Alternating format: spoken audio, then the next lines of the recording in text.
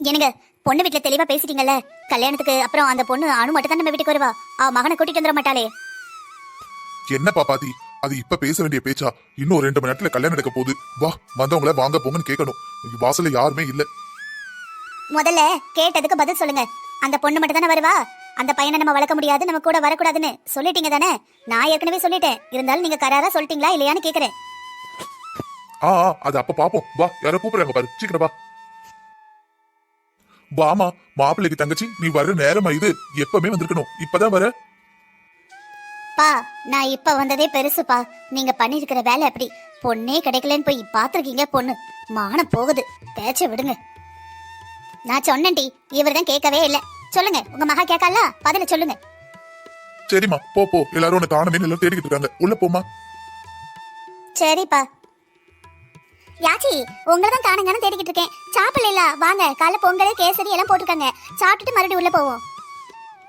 இல்லடி, மேல ஏறி பார்த்தேன், எல்லாரும் உட்கார்ந்துருக்காங்க. இன்னும் அடுத்த லைன்ல உட்கார்றதுக்கு எல்லாரும் சாப்பிடுறவங்க பின்னாடி நிக்காங்க. அவங்க சாப்பிட்டுட்டு இறங்கட்டும், அதுக்கப்புறம் நம்ம ஏறுவோம். எல்லாரும் கல்யாண மண்டபத்துல உட்காந்துட்டாங்கல்ல. நானே எல்லாரும் உட்காந்துக்கிட்டு தான் இருந்தேன்.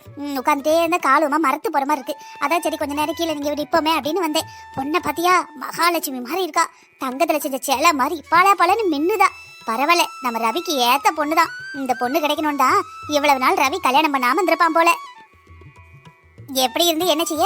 2ஆம் தரமா தானே கேட்டுதான். என்ன சொல்ற? 2ஆம் தரமா கேட்டுறானா? ஆமா ஆமா, அந்த பொண்ணு பக்கத்துலயே ஒரு குட்டி பையன் நிக்கான் பாத்தியா, அதான் அந்த பொண்ணோட பையன். இந்த பாப்பாத்தி ஒன்னும் மருமகளை கூட்டிட்டு வரல. மகனுக்கு கல்யாணம் நடக்க முன்னாடியே பேரனை கூட்டிட்டு வரா. ஊரெல்லாம் போட்டு நாரடிப்பா, அந்த பேச்சு பேசுவா. இப்ப அவ வீட்டு கதையே நாறுது. என்ன சொல்ற? ஒன்னும் நம்புற மாதிரி இல்லையே. அந்த பாப்பாத்தி எப்பேற்பட்டவா? இந்த மாதிரி ஒரு பிள்ளைக்கு வாழ்க்கை கொடுக்கறதுல அவ சம்மதிக்கவே மாட்டாளே. அந்த அளவுக்கு நல்லவளாவா? நீங்க சொல்றது சரிதான் பாட்டி. பாப்பாத்தியாத்த குணம் காணாதுதான். ஆனா பாப்பாத்தியோட பிள்ளை ரவி தங்கமான பிள்ளை.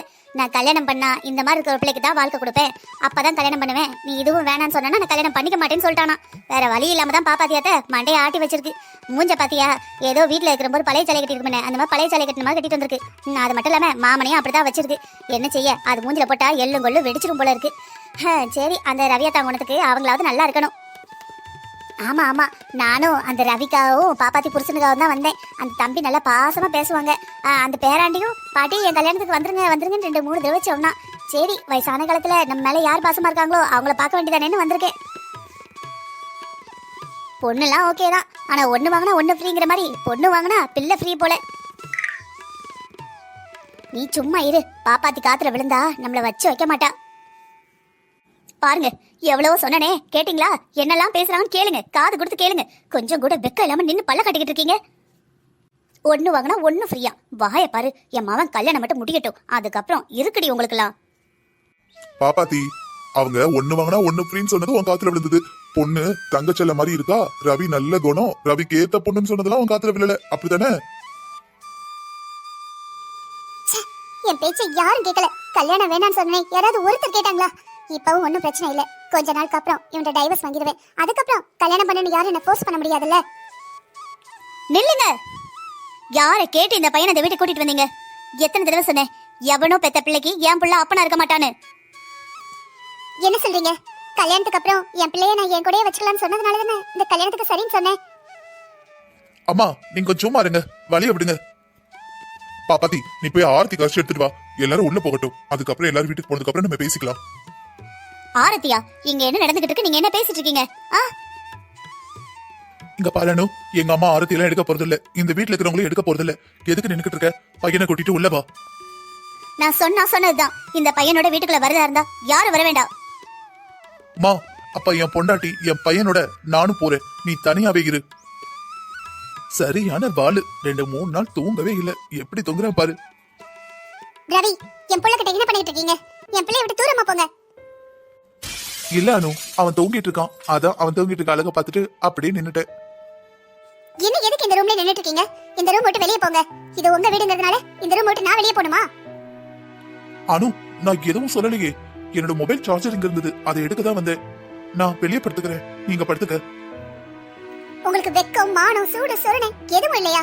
நான் எவ்வளவு சொன்னேன் உங்களை கல்யாணம் பண்ணிக்க எனக்கு விருப்பம் இல்லைன்னு. இருந்தது கல்யாணத்துக்கு சரின்னு சொல்லி கல்யாணத்தை முடிச்சிட்டீங்கல்ல. நான் தான் உங்களை எனக்கு பிடிக்கலன்னு சொன்னேன்ல. அனு, எதுக்கு கோவப்படுற? உனக்கு என்ன பிடிக்காதுதான். ஆனா உனக்கு ஒரு நாள் பிடிக்குங்கிற நம்பிக்கையில தான் நான் கல்யாணம் பண்ணிருக்கேன், அதுவும் என் நண்பனுக்காக. இந்த மாதிரி டிராமா என் லைஃப்ல நிறைய பார்த்தாச்சு. இருந்தாலும் ரொம்ப ஓவரா போறீங்க. இதுக்கப்புறம் இந்த ரூம்குள்ள வரணும்னா என்கிட்ட கதவை தட்டிட்டு உள்ள வாங்க. அனு, இது என்னோட ரூம்ங்கறத நீ மறந்துட்டேன்னு நினைக்கிறேன். இது உங்களோட ரூமாவே இருக்கணும்னா நீங்க எனக்கு கல்யாணமே பண்ணிக்க கூடாது. என்னடா நடக்குதுங்க? அது ஒண்ணு இல்லம்மா, சும்மா பேசிக்கிட்டு இருந்தோம். இங்க பாரானு, இந்த கல்யாணத்துக்கு நான் போட்ட ஒரே கண்டிஷன் உன் பிள்ளை இந்த வீட்டுக்குள்ள வரக்கூடாதுங்கிறதா. கடைசியில உன் பிள்ளையோட இந்த வீட்டுக்குள்ள நுழைஞ்சிட்டல. சரி, உன் இஷ்டப்படியே எல்லாம் நடக்குது. இந்த ரூம்குள்ள உன் பிள்ளைய போட்டு என்ன பண்ணிக்கிட்டு இருக்க? இன்னும் நீ ரெடி ஆகல? எதுக்கு எதுக்கு ரெடி ஆகணும்? அம்மா விடுங்கம்மா, அப்புறம் பாத்துக்கலாம். என்ன எதுக்கு ரெடி ஆகணும் தெரியாதா? இப்பதான் உனக்கு முதல் டைம் கல்யாணம் நடக்கா? அதான் கல்யாணம் நடந்து ஒரு பிள்ளைய பெத்து வச்சிருக்கியே, பின்ன என்ன எதுவுமே தெரியாத மாதிரி இன்னைக்கு என்னன்னு கேக்குற? இந்த பாருங்க, இந்த கல்யாணத்துல எனக்கு சுத்தமா விருப்பம் கிடையாது. நான் எல்லார்கிட்டயும் எனக்கு விருப்பம் இல்லைன்னு சொல்லிட்டேன். ஆனா என் வீட்டுல இருக்கிறவங்க கேட்கல. உங்க பிள்ளைகிட்டயும் எனக்கு இந்த கல்யாணம் பிடிக்கலன்னு சொல்லிட்டேன். அவர் தான் என்ன வற்புறுத்தி கல்யாணம் பண்ண மாதிரி கல்யாணம் பண்ணிருக்காரு. இப்ப என்ன, இன்னும் 1 மாசமோ 1.5 மாசமோ நான் இவருக்கு டைவர்ஸ் கொடுத்துருவேன். அதுக்கப்புறம் அவரோட வாழ்க்கை அவர் பாப்பாரு, என்னோட வாழ்க்கையை நான் பாப்பேன். சும்மா தேவையில்லாம வந்து கண்டதையும் பேசிக்கிட்டு இருக்காதீங்க. பாருடா பாரு, கட்டுனா இவ்வளவுதானே கட்டுவேன்னு அவ என்ன பேச்சு பேசுறான்னு பாரு. வீட்டுக்குள்ள வந்த முத நாள் உனக்கு டைவர்ஸ் கொடுக்க போறாளாம். ஐயோ, நீ என்னென்ன அவமானம் பண்றது காத்திருக்கேன்னு தெரியலையே. நான் சொல்ற பேச்சு கொஞ்சம் மட்டும் கேட்டியாடா நீ? உனக்கு தேவைதான், உனக்கு எல்லாம் தேவைதான். நல்லா அனுபவி. எனக்கு என்ன, பெத்த தாய் சொல்ல கேட்காத பிள்ளைங்க இப்படிதான் அனுபவிக்கணும். மா பேச்சு விடுமா, நான் பாத்துக்கிறேன் எல்லாத்தையும், நீ கிளம்பு. டேய், அப்பவும் பேச விடல, இப்பவும் என்ன பேச விடு. சொன்னா கேளு. சில விஷயங்களை நீ பேச முடியாது. நான் பேசுறேன், நீ அமைதியா இரு. அம்மா, நீ பேசின வரைக்கும் போதும். இவ என் பொண்டாட்டி. என் பொண்டாட்டி என்ன நம்பி வந்திருக்கா. என் முன்னாடி அவளை எதுவுமே நீ கேட்காத. முதல்ல எங்க 2 பேருக்கும் மனசு ஒத்து போகணும். அதுக்கப்புறம் தாமா எல்லாமே. நீ என்னன்னா கொஞ்சம் கூட விவசாய இல்லாம அது பேசிட்டு இருக்க. ஆமாண்டா, நான் தான் விவசாய இல்லாம பேசிட்டு இருக்கேன். ஒண்ணு பண்ணுங்க, நீ அந்த பக்கம் அவ இந்த பக்கம் படுத்து தாலாட்டு பாடுங்க. யாரும் என் பிள்ளைக்கு தாலாட்டு பாடணும்னு அவசியம் கிடையாது. அவனை பெத்த அம்மா நான் உயிரோட தான் இருக்கேன். என் பிள்ளைய நான் பாத்துப்பேன். அம்மா பையன் 2 பேரும் வெளியே போங்க. ச்சே, என்ன மனுஷன்டா நீ? அவ உன்னை ஒரு பைசா அளவுக்கு கூட மதிக்கிறது இல்ல. எவ்வளவு அசிங்கப்பட்டாலும் அவ பின்னாடியே சுத்திக்கிட்டு இருக்க. கொஞ்சம் கூட வெக்கமா இல்ல? நீலாம் என் வயிற்றுலதான் பிறந்தியா? இந்த பாருடா, உன் பொண்டாட்டி கிட்ட சொல்லி வை, இதே கடைசியா இருக்கட்டும். இந்த மாதிரி இன்னொரு தடவை பேசுறான்னு வச்சுக்கோங்க, அப்புறம் நடக்கிறதே வேற. மா ப்ளீஸ்மா, நீ கிளம்புமா, நான் பாத்துக்கிறேம்மா. என்னமோ போ. அனு, என்ன பிடிக்கலன்னு என்கிட்ட தான் அப்படி பேசுற. அட்லீஸ்ட் எங்க அம்மா முன்னாடியாவது கொஞ்சம் இணக்கமா இருக்கிற மாதிரி காட்டிக்கலாம்ல. இங்க பாருங்க மிஸ்டர் ரவி, உங்க அம்மா முன்னாடியோ உங்க தங்கச்சி முன்னாடியோ உங்க அப்பா முன்னாடியோ நடிக்கிறதுக்கு எனக்கு எந்த அவசியமும் இல்ல. இந்த கல்யாணத்துல விருப்பம் இல்லைன்னு ஆரம்பத்திலேயே சொல்லிக்கிட்டு இருக்கேன். இது நீங்க எடுத்த முடிவு. வர்ற விளைவுகளை நீங்க எதிர்கொண்டுதான் ஆகணும். எனக்கு தூக்கம் வருது, நீங்க போகலாம். உனக்கு அம்மா இருக்கேன்டா. உன்னை யாரும் எதுவும் சொல்ல முடியாது. உன்னை என்கிட்ட இருந்து யாரும் பிரிக்கவும் முடியாது. நான் உனக்காக மட்டும்தான் வாழ்றேன். உனக்காக மட்டும்தான் வாழுவேன். என்னப்பா பாத்தி, முகம் அப்படி சோகமா இருக்கு. மகனுக்கு கல்யாணம் முடிஞ்சிருக்கு. அப்பாடன் சந்தோஷத்துல மிதப்ப நினைச்சேன். என்னங்க பண்றது, என் பையன் கல்யாணம் பண்ண பொண்ணு எனக்கு பிடிக்கலனாலும் அவன் பிடிச்சு அவளதான் கட்டுவேன்னு கட்டியிருக்கான். சந்தோஷமா இருப்பான்னு நினைச்சேன். ரூமுக்கு போனதுக்கு அப்புறம் தான் எல்லாம் தெரியுது. அந்த ரூம்ல அந்த பொண்ணோட பையன் படுத்திருக்கான். அவ என் பிள்ளைய வெளியே போங்கிறா. இவன் கெஞ்சிக்கிட்டு இருக்கான். என் புள்ள எப்படி வாழ வேண்டியவன், அவன் வாழ்க்கை இப்படி ஆயிடுச்சே. எல்லாம் போக போக சரியாயிடும், நீ கவலைப்படாத. வா, பிரஷர் மாத்திரை போட்டு படு. இல்லங்க, அவனுக்கு நம்ம கட்டி வச்ச முத கல்யாணம் தான் நல்லபடியா அமையல. அந்த பொண்ணுதான் அப்படி ஆயிடுச்சு. இப்ப அவனா தேடிக்கிட்ட வாழ்க்கையும் இப்படி இருக்கேங்க. எனக்கு மனசே சரியில்லைங்க. படுத்தா தூக்கம் கூட வராது. சரி, மணி 12 மணி ஆக போகுது. வரியா வரலையா? எனக்கு தூக்கம் வருது. என்னங்க, உங்களுக்கு வருத்தமே இல்லையா? பொம்பளைங்க வருத்தப்பட்ட புருஷன்கிட்ட வந்து புலம்புறீங்க. ஆம்பளைங்க எங்க போய் புலம்புறது? மனசுக்குள்ளே வச்சு மறுவிக்கிட வேண்டிதான். சரி, நம்ம கவலைப்பட்டாப்ல என்ன ஆக போகுது? நடக்கிறதுதான் நடக்கும். எல்லாம் அந்த முருகன் மேல பாரத்தை போட்டு நடக்க வேண்டிய காரியத்தை பார்ப்போம். வா. சரிங்க, நீங்க போய் படுங்க. நான் ஒரு 10 நிமிஷம் இருந்துட்டு வரேன். சரி பாப்பாத்தி, சீக்கிரம் வந்துரு. ரொம்ப நேரம் முடிச்சிட்டு இருக்காது, உடம்புக்கு ஆகாது. சரிங்க. இங்க பாருடி, இன்னைக்கு வீட்டுக்கு சொந்தக்காரங்க வராங்க. உன்னோட உண்மையான குணத்தை அவங்க முன்னாடி காட்டி எங்களை அவமானப்படுத்திடாத, சரியா? சமையலுக்கு வேலைக்காரி வருவா. அவளை ஏன் நம்பி எல்லாத்தையும் ஒப்படைக்காம கூட மாட இருந்து கொஞ்சம் வேலை பாரு. வர்றவங்க உன்னை பார்க்கதான் வராங்க. இந்த பாருங்க, என் பிள்ளைக்கு தேவையான சமையல சமைக்க தான் வந்தேன். அவனுக்கு தேவையானதை நான் சமைச்சிட்டேன். நான் கிளம்புறேன். உங்க வீட்டுக்கு வர விருந்தாளிங்களுக்கு என்னால சமைக்க முடியாது. என்ன திமிருடி உனக்கு? போயும் 2ஆம் தரமா கல்யாணம் பண்ணி வந்துட்டு உனக்கு இவ்வளவு திமிரு, இவ்வளவு கேலி கிண்டலு. கொன்றுவேன் கொன்னு. சொல்ற வேலை செய், புரிஞ்சுதா? என்கிட்ட எதிர்த்து பேசுற வேலையெல்லாம் வச்சுக்கிட்டேன்னு வச்சுக்கோ, அப்புறம் தெரியும் இந்த பாப்பாத்தி யாருன்னு. இந்த குடும்பத்தையே நான் ஏத்துக்கல, இந்த குடும்பத்துக்கு வர விருந்தாளிகளுக்கு நான் சமைக்கணுமா?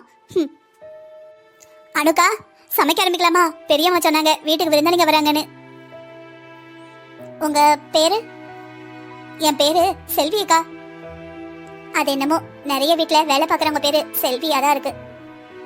ஆமாக்கா, எங்க பேர்ல தான் செல்வம் இருக்கு, வீட்ல எங்க இருக்கு? சரிக்கா, முதல்ல என்ன செய்ய? செல்வி, குக்கர் 3 விசில் அடிச்சது இறக்கிடு. சட்னிக்கு எடுத்து வச்சிருக்கேன், அரைச்சு தாளிச்சிடு. சாம்பாருக்கு காய வேக போடு, பருப்பு அவிச்சு தான் வச்சிருக்கேன், சரியா? அப்புறம் இந்த 10 நிமிஷத்துல வந்துடுறேன், நீ எல்லாம் பார்த்துட்டு நான் இப்ப என்னன்னு பார்த்துட்டு வரேன். அனுக்கா, நான் சொல்றேன் தப்பா நினைக்காதீங்க. உண்மையாவே ரவி அண்ணன் ரொம்ப நல்லவங்க. இந்த அம்மா தான் பாப்பாத்தி தான் சும்மா காட்டு கத்து கத்தும். ரவி அண்ணனும் சரி, நாராயண மாமாவும் சரி, ரொம்பவே நல்லவங்க. யார் எப்படி இருந்தா என்ன, இன்னைக்கு மெனு கொஞ்சம் பெருசா இருக்கு. நீங்க ஒத்தையில தனியா வேலை பார்ப்பீங்கல்ல, அதனால உங்களுக்கு நான் ஹெல்ப் பண்றேன், ஓகேவா? இந்த வீட்ல இருக்கிறவங்களுக்காக ஹெல்ப் பண்ணல, உனக்காக தான் ஹெல்ப் பண்றேன். அனுக்கா, நீங்களும் ரவி அண்ணன் மாதிரியே ரொம்ப நல்லவங்க. சரி சரி, ஒருத்தங்களோட ஒருத்தங்கள ஒப்பிட வேண்டாம், போய் வேலையை பாரு, நானும் வந்துடுறேன். கடவுள் ரவி அண்ணனுக்கு ஏத்த பொண்ணதான் அனுப்பியிருக்காங்க. சிறிது நேரத்திற்கு பிறகு, கோமதி, உங்க அண்ணனை கல்யாணம் நடந்திருக்கு, எனக்கு ட்ரீட் கொடுக்கவே இல்ல. நான் ஊர்ல இல்லன்னு ட்ரீட் கொடுக்க வேணாம் நினைச்சிட்டியா? ஒழுங்கு மரியாதையா வெளியே கூட்டிட்டு போ. எனக்கு சூப்பரா ஒரு ட்ரீட் வேணும், அதுவும் சைனீஸ் ஃபுட் தான் வேணும். நீ வேற சும்மா இரு. நீங்க ரொம்ப அழகா இருக்கீங்க அண்ணி. இதோ பாருமா, நீ யாருன்னு எனக்கு தெரியாது. இந்த வீட்ல இருக்கிறவங்களை பார்க்க வந்தனா அவங்கள மட்டும் பார்த்துட்டு போ. சும்மா என்கிட்ட பாக்குற வேலை பேசுற வேலை எல்லாம் வச்சுக்காத, நல்லா இருக்காது. ஏய், உனக்கு பேச ஆளே கிடைக்கலையாடி? எத்தனை பேர் இருக்காங்க உன்கிட்ட பேசுறதுக்கு? 1000 பேர் இருக்காங்க. அதை விட்டுட்டு இங்கிதம் தெரியாதவங்க, மரியாதை தெரியாதவங்க கிட்ட போயிட்டு உட்காந்து அழகா இருக்கீங்கன்னு இருக்க. இப்போ உனக்கு கிடைச்ச மரியாதையை பாத்தியா? இல்ல கோமதி, விடு. நான் ஏதோ ஒரு தப்பான நேரத்துல வந்துட்டேன்னு நினைக்கிறேன். நம்ம நாளைக்கு மீட் பண்ணலாம். நான் போயிட்டு வரேன். சாரி அண்ணி, நான் ஏதோ தெரியாம பேசிட்டேன். நீங்க கோவத்துல இருக்கீங்க போல. நான் வரேன் அண்ணி. ஒரு நிமிஷம். சொல்லுங்க அண்ணி. இனிமே என்ன அண்ணின் கூப்பிடுற வேலை எல்லாம் வச்சுக்காத. நான் யாருக்கும் அண்ணியும் கிடையாது, யாருக்கும் மருமகளும் கிடையாது, எவனுக்கும் பொண்டாட்டியும் கிடையாது. சாரிங்க அண்ணின் கூப்பிட்டதுக்கு. ஏன் இப்படி தலக்கணம் பிடிச்சு போய் ஆடுறீங்க? வீட்டுக்கு வந்த கெஸ்ட் கிட்ட இப்படியா பேசுவீங்க? நான் உங்களை பத்தி ஏதாவது குறை சொன்னா அமைதியா தானே இருந்தேன். நீங்க ஒரு 5 நிமிஷம் அமைதியா இருக்க முடியாதா? எதுக்கு இப்படி எங்க மானத்தை வாங்குறீங்க? எதுக்கு எல்லாரையும் காயப்படுத்துறீங்க? உங்க யாரையும் வந்து நான் என்கிட்ட பேச சொல்லவும் இல்ல, காயப்பட சொல்லவும் இல்ல. எதுக்கு அனாவசியமா அதை பேசுறீங்க? நான் தான் பேசாதீங்கன்னு சொல்றேன்ல. உன் வீட்டுக்கு யார் வந்தா என்ன, யார் போனா என்ன? என்ன எதுக்கு அண்ணி கண்ணின்னு கூப்பிட்டு இருக்கா? அவளுக்கு எங்க ரவி அண்ணனா அவ்வளவு பிடிக்கும். ரவி அண்ணன் விளக்குற பாசத்திலயும் மரியாதையிலும் தான் உங்களை அண்ணின்னு கூப்பிடுறா. மத்தபடி உங்களை அண்ணின்னு கூப்பிட வேண்டிய அவசியம் அவளுக்கு என்ன இருக்கு? அவளுக்கு என்ன, எனக்கே அவசியம் இல்ல. இனிமே நானே உங்களை அண்ணின்னு கூப்பிட போறது கிடையாது. நானும் என்ன யாரும் அண்ணின்னு கூப்பிடணும்னு காத்திருக்கவும் இல்ல, விரும்பவும் இல்ல. உங்க அண்ணனுக்கே நான் பொண்டாட்டி இல்லங்கிறேன், பின்ன எப்படி உனக்கு அண்ணின்னு கூப்பிட சொல்லுவேன்? நீங்களாம் ஒரு மனுஷியா? உங்கள்கிட்ட போய் பேசின பாருங்க, என்னைய சொல்லணும். என்னடி கோவமா இருக்க? அம்மா, நீ அவளுக்கு மாமியா, அவ இந்த வீட்டோட மருமக. அவ என்னப்பா பெரிய இது மாதிரி? அவதான் இந்த வீட்டுக்கு மாமியா மாதிரியும், நீ எல்லாம் மருமக மாதிரியும், நான் என்னமோ வேலைக்காரி மாதிரியும் இருக்கிறா. ஊர்க்காரங்க முன்னாடி மானத்தை வாங்குறாமா? ஏமா அப்படி என்னதான் அவகிட்ட இருக்குன்னு அண்ணா அவளதான் கெட்டவேன்னு கெட்டியிருக்கா. ஒரு மரியாதை, ஒரு பாசம், ஒரு பேசிக் சென்ஸ் கூட இல்லம்மா. தெரியலடி, நீதான் பாக்குறியே. அவ என்ன பண்ணாலும், என்ன மாயமோ மந்திரமோ என் மகனை வளைச்சு போட்டா, என் மகனை ஏமாத்திட்டா. எனக்கு இந்த மாயவத்தெல்லாம் பண்ண தெரியாதுடா. தெரிஞ்சிருந்தா நான் சொல்றத உங்க அண்ணன் கேட்டிருப்பான்ல. நம்ம நிலைமையும் இப்படி மாறி இருக்காது. மா, அழாதம்மா, ப்ளீஸ்மா. நம்ம ஏதாவது பண்ணலாம்மா. கண்டிப்பா ஏதாவது பண்ணி நம்ம குடும்ப கௌரவத்தையும் மரியாதையும் பழையபடி கொண்டு வருவேம்மா. எதையும் அவளால தொட்டு கூட இல்லம்மா, அசைக்கணும்னு நினைக்க கூட முடியாதுமா. நீ கவலைப்படாம இருமா, ப்ளீஸ் அழாத. எங்க அனு அன்னைக்கு என்னதான் பிரச்சனை? ஏன் இவ்ளோ கோவமா? யார் எடுத்தாலும் எடுத்தறிஞ்சு பேசுறாங்க. ஊரே பயப்படுற பாப்பாத்தி அம்மா அவங்க மருமக கிட்ட அடக்கி வாசிக்கிறது ஏன்? அது மட்டும் இல்லாம இந்த பொண்ணதான் கட்டுவேன்னு ரவி கல்யாணம் பண்ணிக்கிட்டது ஏன்? இத அடுத்தடுத்த எபிசோட்ல பார்க்கலாம். இந்த கதையோட தொடர்ச்சியை நீங்க பார்க்கணும்னா நம்ம சேனலை சப்ஸ்கிரைப் பண்ணி இந்த வீடியோக்கு ஒரு லைக் கொடுங்க. வீடியோ பிடிச்சிருந்ததுன்னா லைக் பண்ணுங்க. கதை எப்படி இருக்குன்னு கமெண்ட் பண்ணுங்க.